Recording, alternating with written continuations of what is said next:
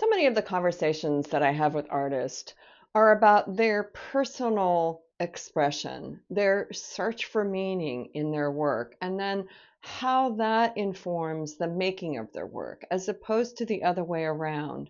We're always taught how to compose, how to use color, how to do, but rarely, and we're also taught about how to connect with our inner voice, but rarely are we taught about how to connect both your inner voice and your particular use of composition and colors. So today I'm going to talk about these two paintings behind me and the development from reckless abandon to resolution. They're both born out of the same search, but yet yielded very different endings. So I hope that you'll sit back and enjoy this conversation with me.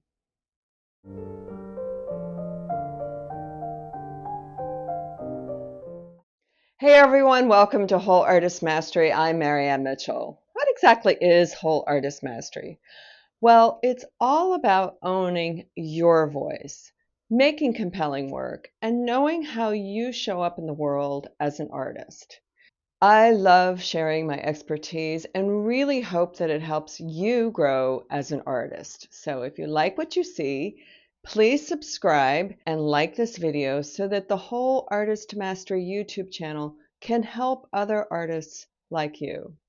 Thank you so much. Artists always tell me how useful it is for me to share my particular journey with paintings. And so the paintings behind me are my latest two paintings. I'm going to show you the trajectory for each painting as they are born out of the same search as I mentioned, but ended up realizing themselves in very different ways, even though their color palette is very similar. And that speaks to the color palette that seems to be showing up for me these days. And so I'm going to talk about why that is. So I hope that you'll stick with me and enjoy this conversation I'm going to share with you about how these paintings came to be.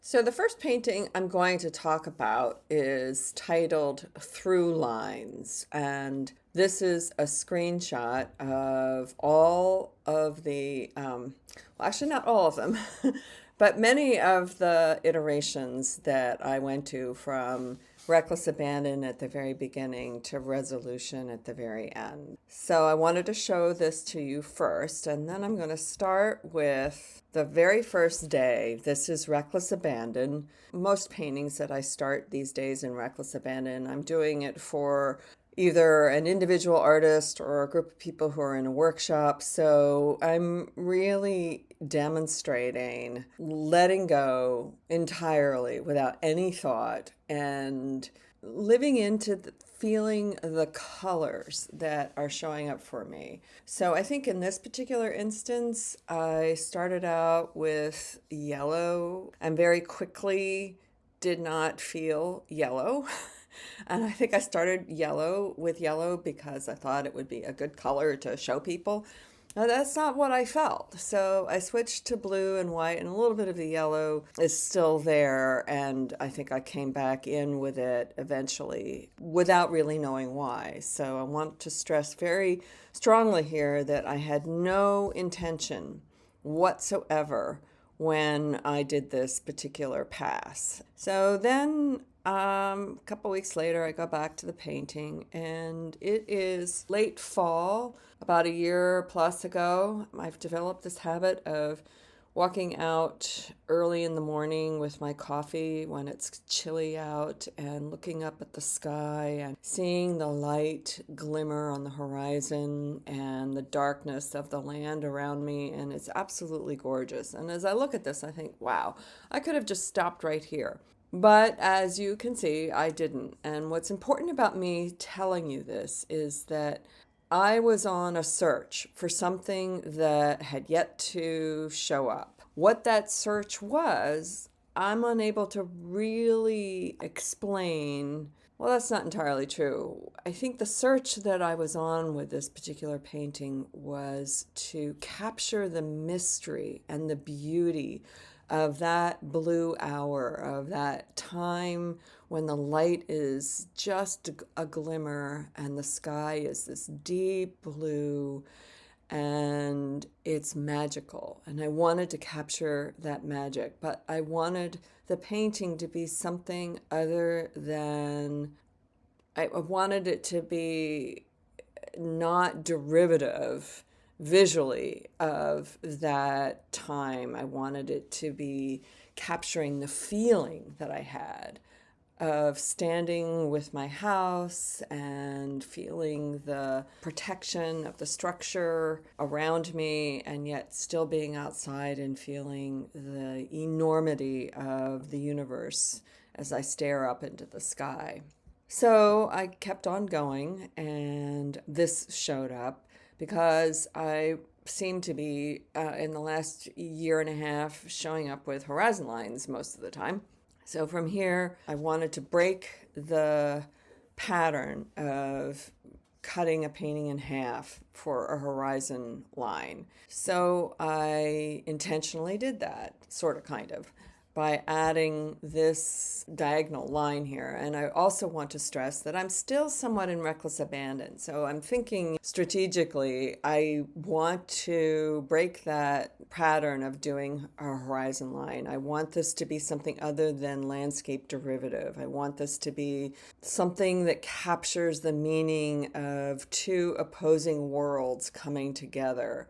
But at the same time, I'm unable to overtly figure out how to do that. So this is the next iteration that's consciously breaking the horizon line, consciously getting away from a landscape derivative painting, although that's not entirely true as I look at it now. But I didn't feel like this was finished, so I kept on going, and I thought, wow, this is pretty realistic, frankly. And that's precisely why I kept going, because I wanted it to be something other than realistic. Now, as I look at this a year plus later, it has a lot less of a realistic tone for me, but at the time I felt like I was looking at exactly what I was looking at as I stare up into the sky. So then this showed up, and I thought, wow, this is really cool. I like this.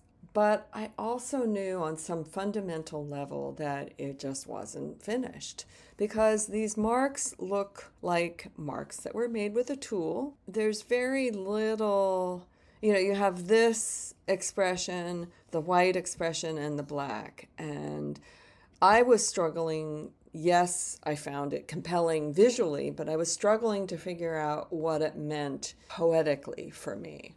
And so that's very, very important to me, is to have my paintings have a poetic expression. And what does that mean? Well, it's really about getting away from the realistic interpretation of a magical moment and discussing the relationship between Earth and the universe, between being human and being spirit. And I felt like this was falling short of that discussion. So I kept on going because I wanted to introduce an element of human structure. So I'm going back to human structure here. With a square, and guess what? The horizon line shows up again. I liked this for, a little while, and then said, no, this is not it. So from here, I went here. And what's important about this jump is that for me, the only way to break loose of this composition was to go back to Reckless Abandon Part 2. So that means that you have something already there that informs where you're going, but at the same time, I chose to stop building on this composition and chose to obliterate it. Again, I found these colors quite compelling, but it meant nothing to me. And so as you listen to me and watch these paintings go by, you might be saying, oh, I really wish she had stayed there. But I didn't at the time. And that's so important for you to hear. I was being true to the search, come what may. And so I kept on going. I kept coming back to the two worlds coming together and yet consciously keeping the straight horizon line out. And I thought, well, no, this is interesting. So from here, it shows up like this. And there are a lot of steps in between this and this. But I was quite intrigued by this. I thought, okay, this is different. And I actually started showing people this piece. And the response I was getting was, well, that's different for you. And I think I was trying to convince myself that this worked, that this was a good piece. But eventually I decided that it really didn't hold my attention. So I broke this line and it all just kind of went downhill from there. And so I covered over the whole thing. And yet, oh my gosh, the horizon line returns and it's still curved. And I thought, I don't want a curved horizon line. This is beautiful, but.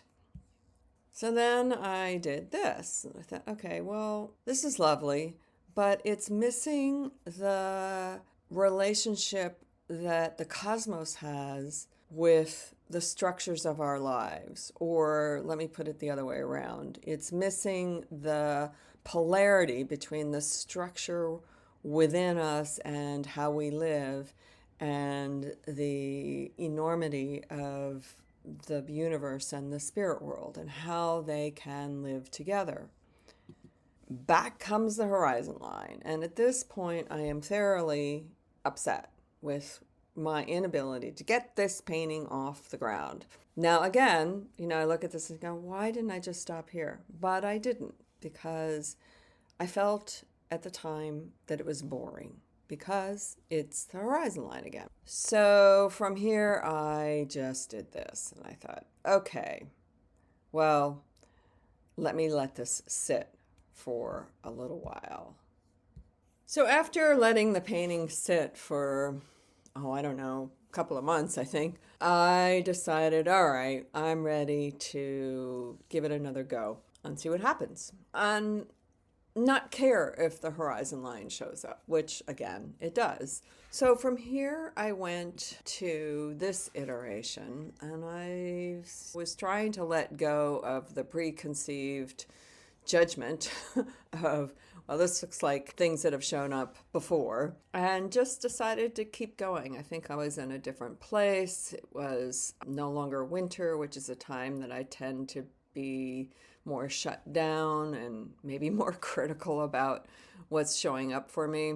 This came about and I thought, all right, well, now this is beginning to discuss the dichotomy that I want to be present in this painting about the structures in our lives, how they inform us emotionally, spiritually, and how the spirit world affects our feeling about the structures in our lives. In other words, the relationship between humanity and spirit. So this then became this, because I felt I wanted to bring this color in, this turquoise color, because I was beginning to feel like it needed a band, a shock of bright color that is the space between the two worlds, between the dark and the light, between the spirit and the structure. And to me, this color both lives in the realm beyond as well as in this realm. I rather liked this and kept building on it. To this point, this shows up. I really liked this. Okay, this is a combination of all the things that I've thought about, struggled to capture in the work. And the only thing now is, what's the right direction? And then as I kept looking at it, I felt like maybe the relationship between this line and this line, and at this point, I was starting to think about, well, what is this about? What's the title? You know, how can I title this piece um, to make it have the title be somewhat of a translation, verbal translation of the visual experience and the emotional experience. And with many different things floating through my mind, I landed on through lines because there are many through lines of thought, of meaning, of struggle, of great joy, great frustration, and that these lines act as through lines from one realm to the other. And this, in fact, acts as a through line between the realms and is a through line that connects the realms. So that's the story of through lines. This painting is titled Immeasurability. So before I share that journey with you, I just want to draw to your attention two other videos that will, I think, also be helpful in your growing awareness of the relationship between meaning and going the distance in a painting and ultimately having it show up to be what you want. The first one is video 29, which is going the distance, and that speaks to really pushing on and through the painting as I'm talking about here today. And the other one is video 95, which is about the relationship between creating deep space in your composition and the meaning that you're trying to convey in the painting. Now we're looking at the compilation of images for the painting Immeasurability from Reckless Abandon to Resolution.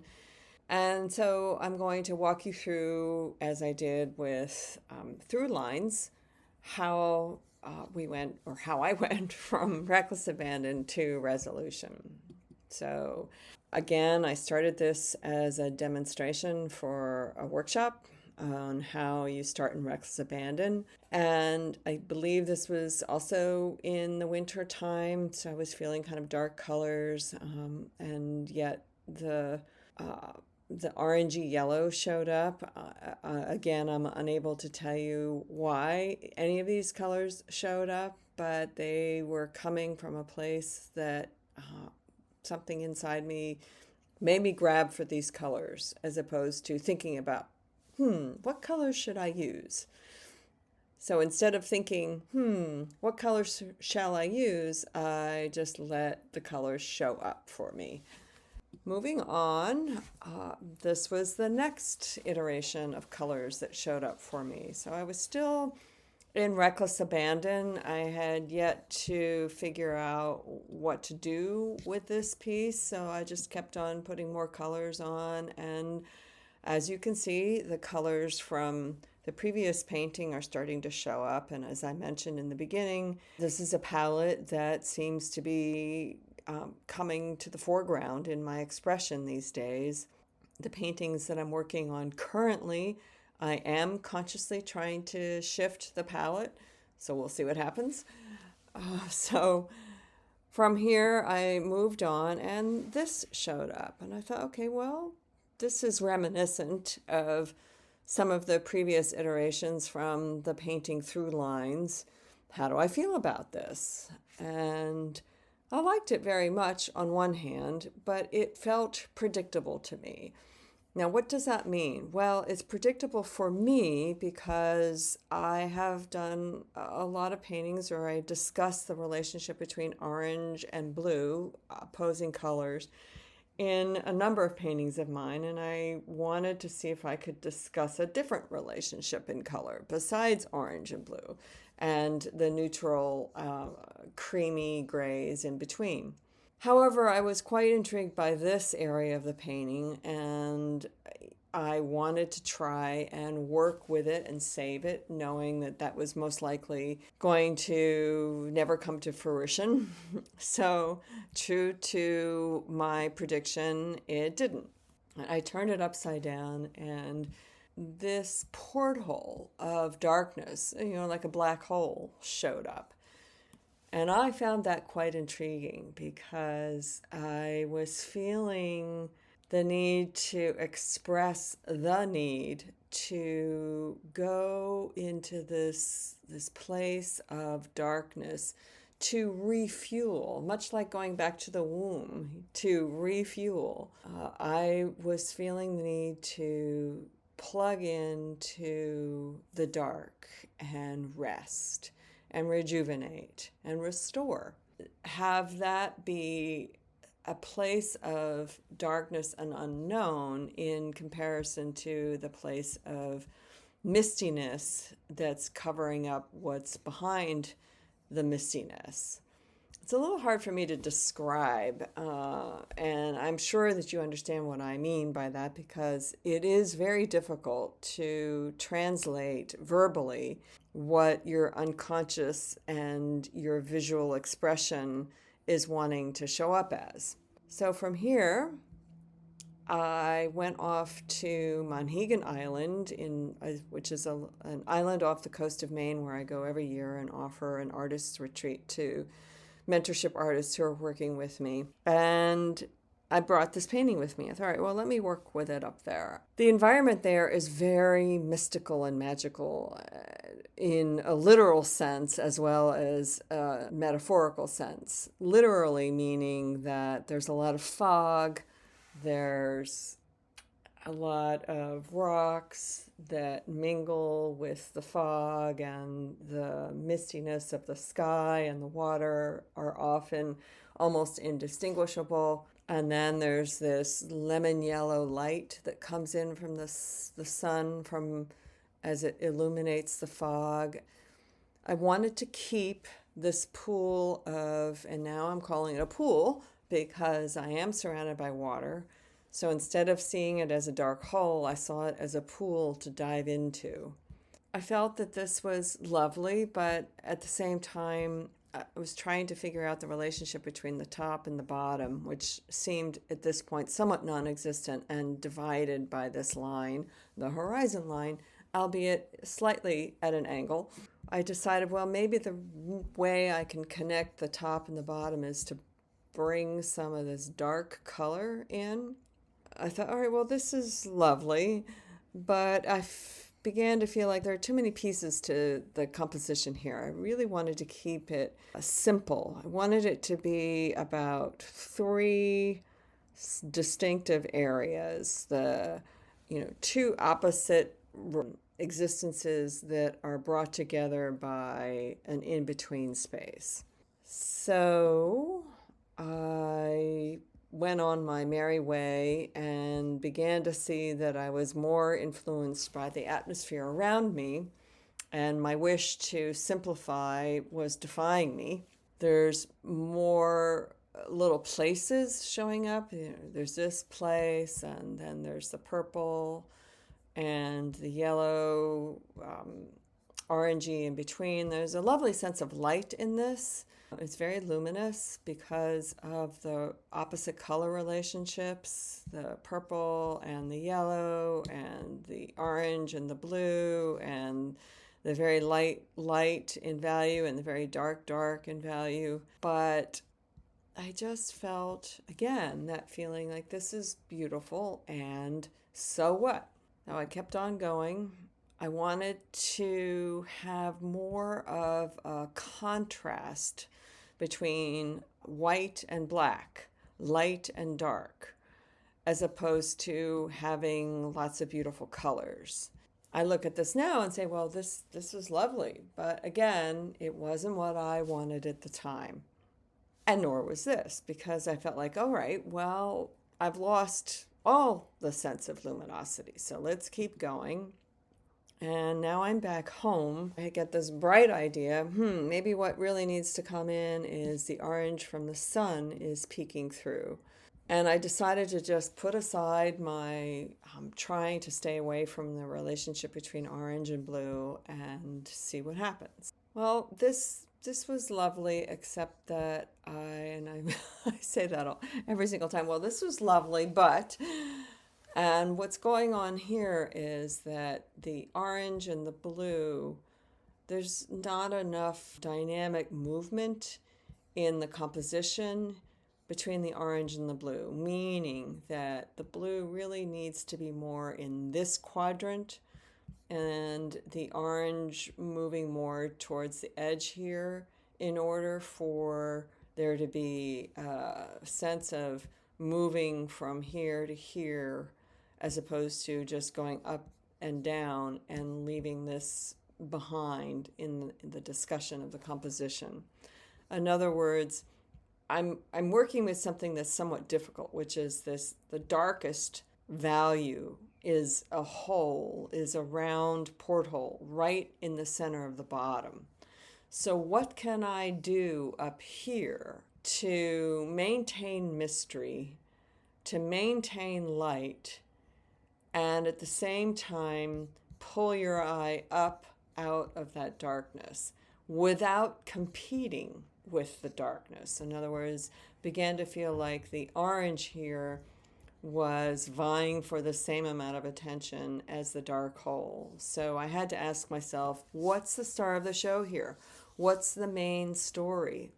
And the main story is, this is really the star of the show, and what can happen in the rest of the painting to be interesting and at the same time stay away from competing with the star of the show. And here we are, and it lived this way for a little while until I realized that this was still competing with this area down here. And there was a little too much stuff going on at the top to make this be an element unto itself. And so ultimately it became this. And I feel like this color, the top half of the painting, is just as interesting in a completely different way than the bottom half of the painting. And yet clearly this is the star of the show. This painting is really discussing ethereal, mystical quality of certain landscapes as well as certain frames of being within. Because of that, it presented itself very differently in terms of having a lack of architectural structure. And I think that really maintained itself without the structure because of being surrounded by water for much of the time that I was making this painting, which gave a sense of an inner flow within me, didn't allow for architecture to show up. Well, I really hope these two stories were helpful for you, and would love to hear your thoughts, your comments about your particular journey with paintings that you're working on, and that search for meaning and how meaning then informs the making of your paintings. Thanks again for watching and sticking with me, and I look forward to seeing you next time.